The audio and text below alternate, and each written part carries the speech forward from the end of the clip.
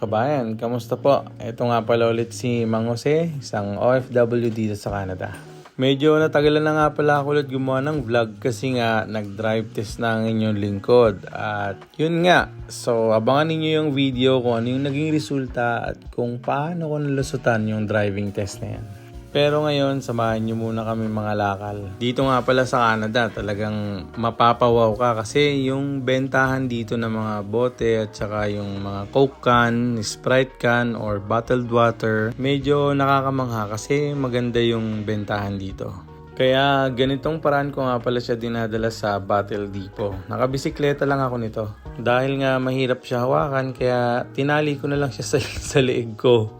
Hindi naman actually nakatali sa leg. Nakasabit lang siya paikot sa leg at saka sa balikat. Nandito na ako ngayon sa Capilano Battle Depot. Ito na yung pinakamalapit sa area ko. Yan, may mga nauna na nga sa akin, mga dikotse pa.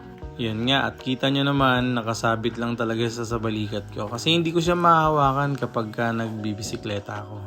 Ito na nga pala yung pangalawang beses ko na nagbenta ng kalakal dito sa Battle Depot sa Capilano.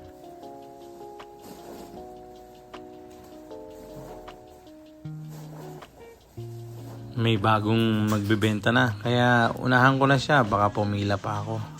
Ito na nga pala yung loob ng Battle Depot. And ito yung kalakal ko. Lahat ng kalakal ko na to is nanggaling sa Tim Hortons. Maraming salamat sa sponsor, Tim Hortons. Dito nga pala, hindi nila tinatanggap yung mga galing sa Tim Hortons, yung may logo mismo nila. Ito nga pala nag-assist sa akin, babae yan, walang kaselan-selan sa katawan. Sabi nga nila dito sa Canada, basta masipag ka lang at saka matyaga, hindi ka magugutom. Para dun sa mga nag-uumpisa na naghahanap ng trabaho dito na mismo sa Canada, hindi na sila pumipili ng kahit na anong trabaho kasi ang importante is meron kang papel. Ibig kong sabihin sa papel is yung may status ka or yung may LMIA ka. So ito na nga at kolekta na tayo ng pera. Alright! Ito na ang patunay na meron talagang pera sa kalakal. Sabi nga nila, pag may tiyaga, meron kang dolyar. Kaya ito na ang kinita natin sa basura. So, it's 15.30 ang napagbentahan. 612 naman sa peso. Uwi na, pwede na bumili ng donut. Ito nga pala yung mga tinatanggap nila. So, screenshot nyo lang yan para may idea rin kayo. 1 liter or less, it's 10 cents. Kapag 1.5 above, it's 25 cents. Lahat na nakikita yung kotse na yan. Nagtitindihan dito ng bote. Ay, nagbebenta sila. Di kotse mga kaniyan. Pero yung bida, nakabisikleta muna. Wala eh. Puro pa tayo.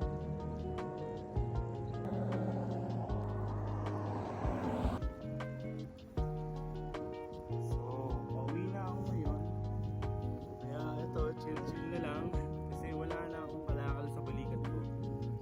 Naging pera na. Ganda ng paligid, no? Nanalo. Buti na lang may nahiram akong bisikleta. Hindi actually akin. Nahiram ko lang sa aking bahay.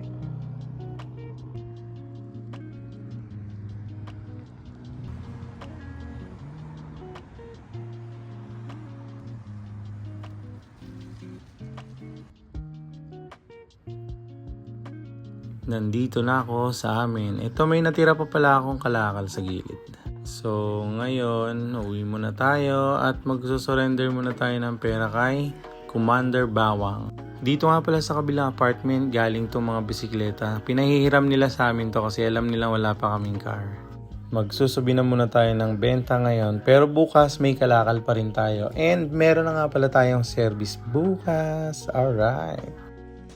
Ito na nga pala yung pangatlong benta ko ngayon ng kalakal. Medyo marami to ngayong dala namin. 2 white bag ng kalakal, tapos meron akong isang pandigmang kahon.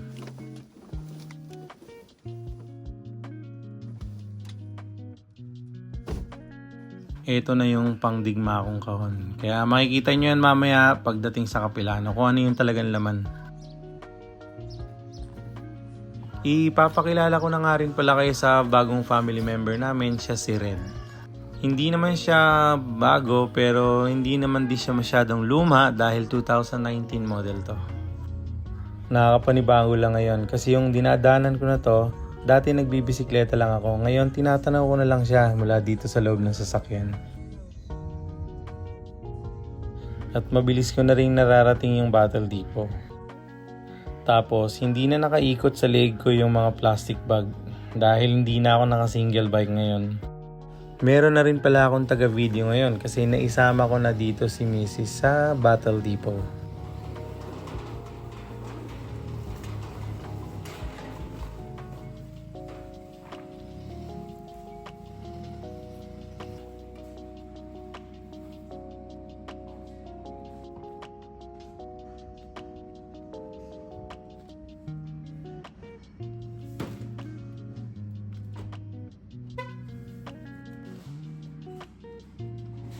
Maris ka, tingnan mo to.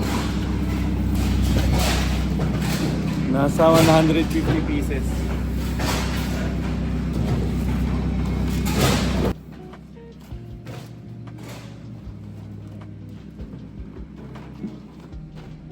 Reject. Tinanggap kasi may logo ng Team Worko. Ngayon pa rin listahan, no? May picture ka. Meron na.